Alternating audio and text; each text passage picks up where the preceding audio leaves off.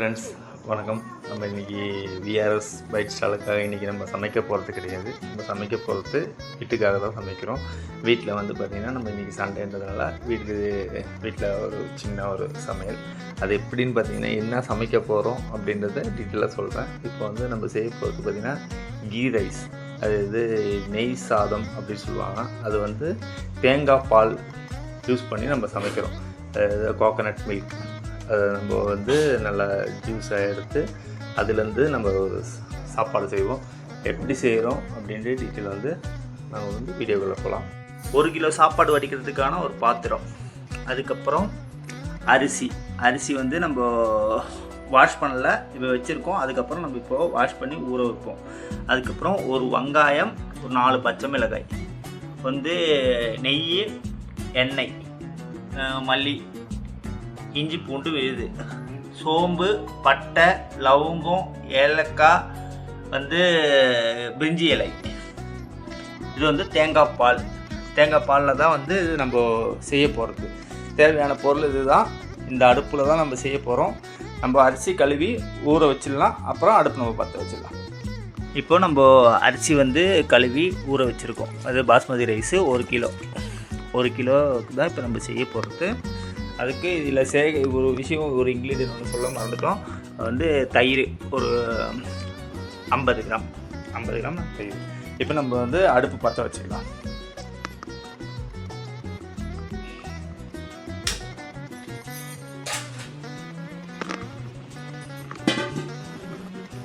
பற்ற வச்சுட்டு நம்ம பாத்திரம் வச்சுக்கலாம். பாத்திரம் இப்போது சூடாகி வருது. சூடாக வரைக்கும் நம்ம வெயிட் பண்ணணும்.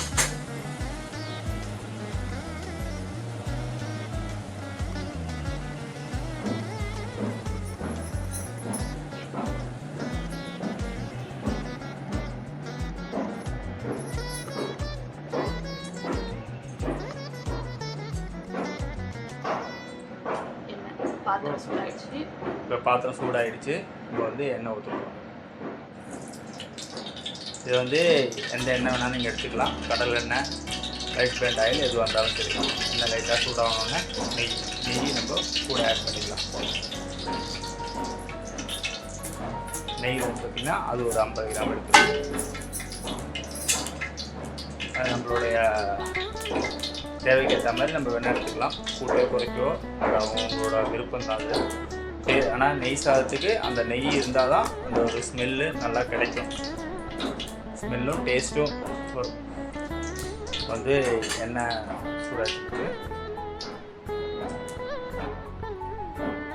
இப்போ அந்த நெய்யோட வாசனை வரும்.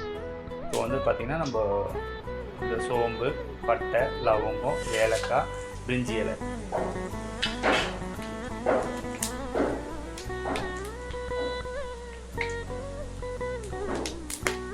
எல்லாம் பொரிஞ்சு வரணும். இந்த ஸ்டேஜில் பார்த்திங்கன்னா பச்சை மிளகாய் 4 பச்சை மிளகாய் நீட்டாக அரிஞ்சது ஆட் பண்ணிடுது. கூடவே வெங்காயம், ஒரு வெங்காயம் நீட்டாக கட் பண்ணிடுது.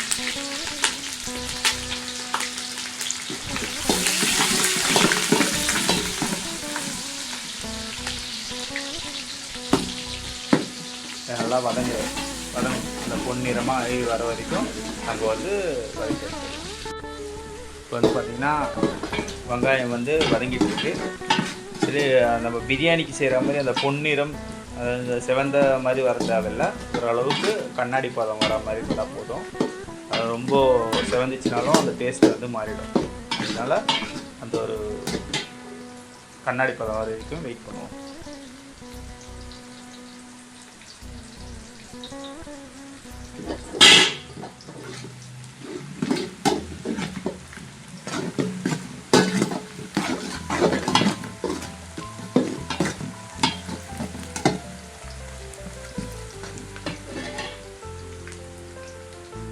இப்போ வந்து நம்ம இஞ்சி பூண்டு, அது வந்து இஞ்சி பூண்டு எப்போவுமே நம்ம வந்து சேம் ரேஷியோவில் அரைப்போம்.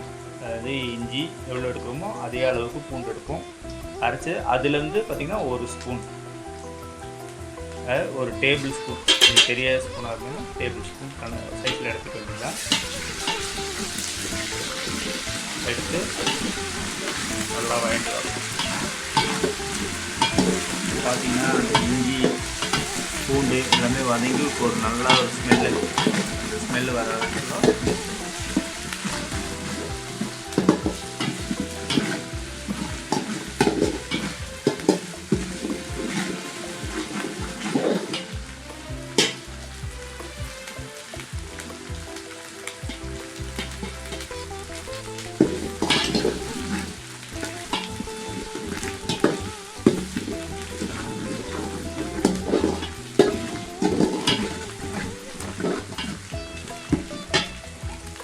இந்த ஸ்டேஜில் நம்ம தயிர் ஆட் பண்ணிக்கலாம்.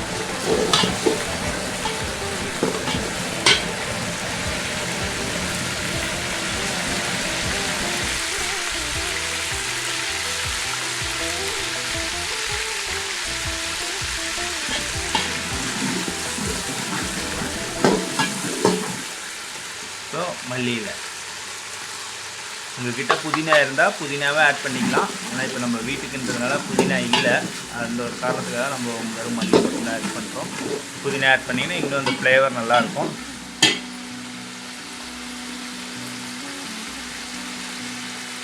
அடுத்தது பார்த்திங்கன்னா நம்ம தேங்காய் பால் வந்து அரைச்சி நல்லா வடிகட்டி எடுத்து வச்சுருக்கோம். அது ஒரு தேங்காய் முழுசாக அடித்து வரைச்சி அது வந்து நல்லா ஜூஸ் எடுத்து வச்சுருக்கோம். அது கூட வந்து பார்த்திங்கன்னா தண்ணி வந்து நம்ம ஆட் பண்ணிக்கலாம். இப்போ நல்லா எல்லா மசாலாவும் நல்லா வதங்கி வந்துடுச்சு. இந்த நேரத்தில் நம்ம வந்து தேங்காய் பால் ஆட் பண்ண போகிறோம். இந்த தேங்காய் பால் எப்படின்னு பார்த்திங்கன்னா நம்ம தண்ணி மிக்ஸ் பண்ணி கரெக்டான அந்த 1 கிலோ தேவைக்கான தண்ணியை நம்ம எடுத்து வச்சுருக்கோம். பாலோட தண்ணி சேர்த்து மிக்ஸ் பண்ணி வச்சுருக்கோம். இப்போ அந்த தேங்காய் பால் போட்டு நல்லா கட்டி எடுத்துக்கலாம். இப்போ வந்து அந்த தேங்காய் பால் அப்படி கொதித்து வரணும், அது வரைக்கும் நம்ம வந்து வெயிட் பண்ணணும். இப்போ வந்து ஒரு தட்டு போட்டு மூடத்தெல்லாம் மூடிடலாம். தேவையான அளவுக்கு உப்பு, அதாவது நம்ம கல் உப்பு தான் எப்போவுமே ஆட் பண்ணுவோம். அதாவது 1 கிலோவுக்கு நமக்கு என்ன ஒரு கைப்பிடின்றது கணக்கு. உங்களுக்கு உப்பு பார்த்துட்டு நீங்கள் செக் பண்ணி கூட வேணால் போட்டுக்கலாம். இப்போ வந்து இந்த பால் நல்லா கொதிக்கிற அளவுக்கு நம்ம வெயிட் பண்ணணும். எப்போவுமே பிரிஞ்சி பிரியாணி எது செஞ்சாலும் சரி இந்த மாதிரி பக்கத்தில் வந்து ஆவி வரா மாதிரி இருக்கும். இந்த ஆவி வந்ததுக்கப்புறம் நல்லா கொதிச்சிச்சுன்னா இருக்கும். தட்டை திறந்து நம்ம ஒரு கலரி இந்த நேரத்தில் வந்து நம்ம உப்பு செக் பண்ணிக்கலாம். அந்த உப்பு வந்து கரெக்டாக இருக்கா அப்படின்றது நம்ம இந்த நேரத்தில் செக் பண்ணலாம். இப்போது ஒரு கல் கூட இருக்கிற மாதிரி ஃபீல் ஆகணும். இது வந்து இப்போது கரெக்டான பதத்தில் இருக்குது. இன்னும் கொஞ்சம் உப்பை ஆட் பண்ணுற மாதிரி இருக்கும், நம்ம ஆட் பண்ணலாம். அதுக்கு முன்னாடி அரிசி நல்லா வடிகட்டி இது மாதிரி வச்சுக்கணும். அது வந்து அது கூட ஆட் பண்ணுறோம்.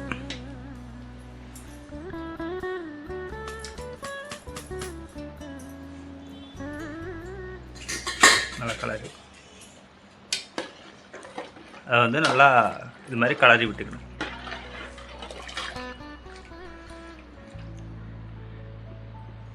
கலரி விட்டு இது மறுபடியும் தட்டு போட்டு நம்ம மூடிட வேண்டியது தான்.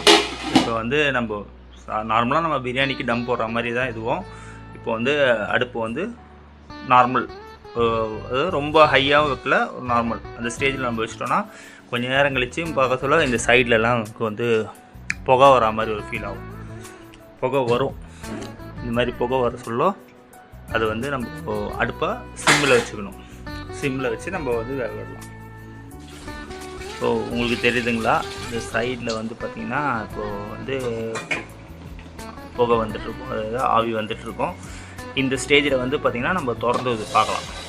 திறந்து பார்த்து சாப்பாடை கலரி விடணும்.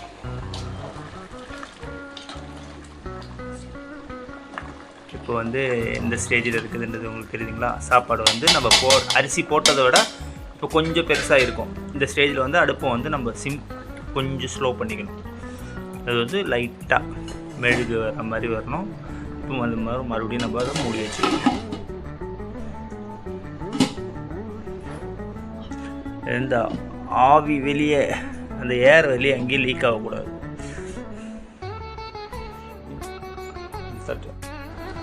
இப்போ வந்து நம்ம மறுபடியும் ஒரு வாட்டி திறந்து பார்க்கலாம். இப்போ பார்த்திங்கன்னா தண்ணி அந்த வத்துற ஸ்டேஜ் வந்துச்சு. நெருப்பு வந்து சிம்மில் தான் இருக்குது. இப்போது தண்ணிக்கும் சாப்பாடுக்கும் அந்த ஒரு மட்டம் வந்துடுச்சு பார்த்திங்களா. அதாவது தண்ணியும் சாப்பாடும் அந்த ஒரு லெவல் வரணும்.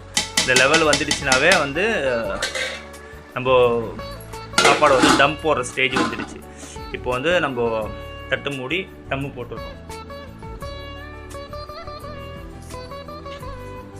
டம்மு போட்டுக்கும் பார்த்தீங்கன்னா நீங்கள் ஏதாவது ஒரு பாத்திரமோ ஏதாவது ஒன்று நீங்கள் வெயிட் எடுத்து வச்சா போதும். இப்போ நம்மக்கிட்ட எதுவுமே இல்லை. நம்ம தச்சமயத்துக்கு ஒரு அரிசி மூட்டை தான் வைக்கிறோம். நம்ம தக்காளி எப்போவுமே டம்மு போட்டு இதில் தான் போடுவோம். அந்த ஒரு பதத்தில் இந்த அரிசி மூட்டை வச்சு நம்ம டம் போட்டுக்கிறோம்.